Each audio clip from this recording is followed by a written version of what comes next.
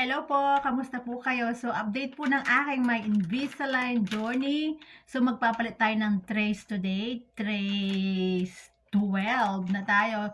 So, ang naging experience ko or na-observe ko sa mga ngipin ko, yung pagkatapos ko magpalit, hindi sila masakit. Tapos, 1 week silang masakit. Sensitive sila, asing masakit sila. So, hindi pa rin ako makanguyang mabuti. Parang mataas ito, hindi ko ma-touch yung mga ngipin ko. Ito, nagta-touch na sila. Ewan ko, sana bumalik sa normal. So, sa ngayon, after 1 week, naging normal na sila. So, eto na sila ngayon.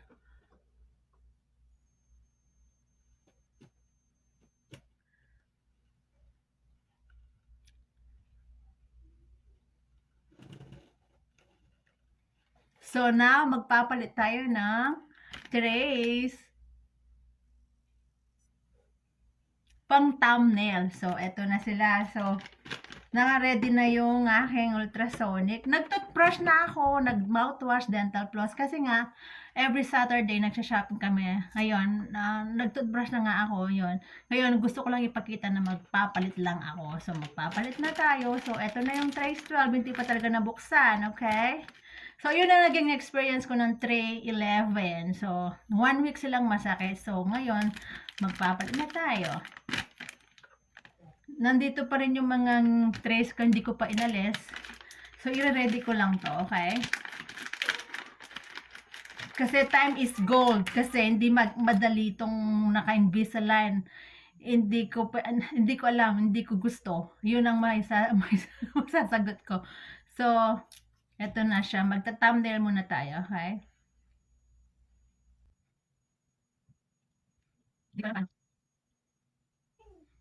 So, ayun. Tapos, ngayon, aalisan na natin yung mga tray 11.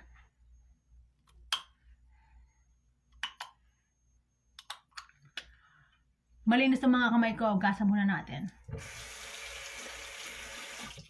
So, ilalagay natin sa ultrasonic, yung panglinis ko, like I said, hydrogen peroxide, tapos ultrasonic, ilalagay natin dito. Tapos yung sa baba naman,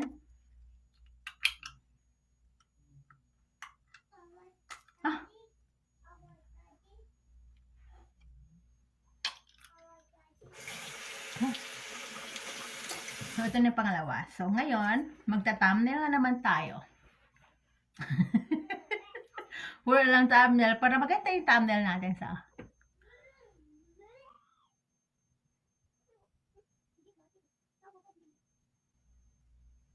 So, yun ang thumbnail natin. So, lalagay natin yung sa taas, okay? Babalawan ko muna.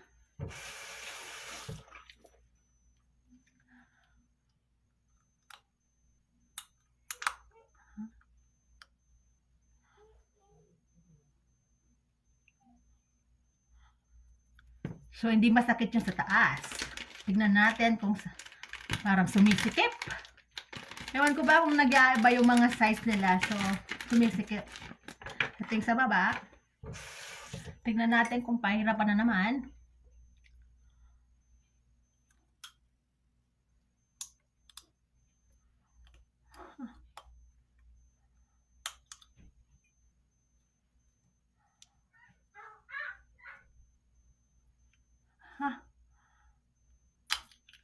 Pahirapan na naman.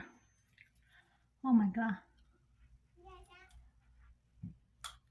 Dati ang dali lang, yung lalagay mo lang sa harap, tapos isushoot mo sa side by side. Ngayon ang hirap, lumulundag sila.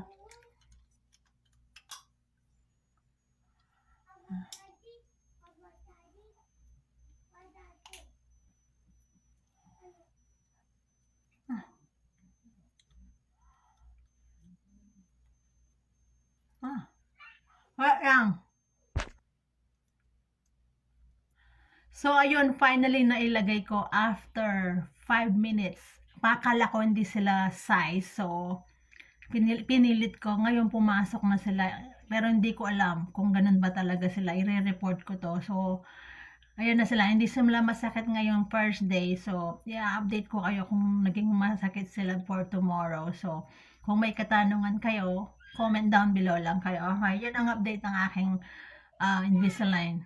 So, ngayon, ano sila, sana tama yung sukat naman sila. Mataas yun dito. So, ayun lang. Salamat po sa panonood. Thank you.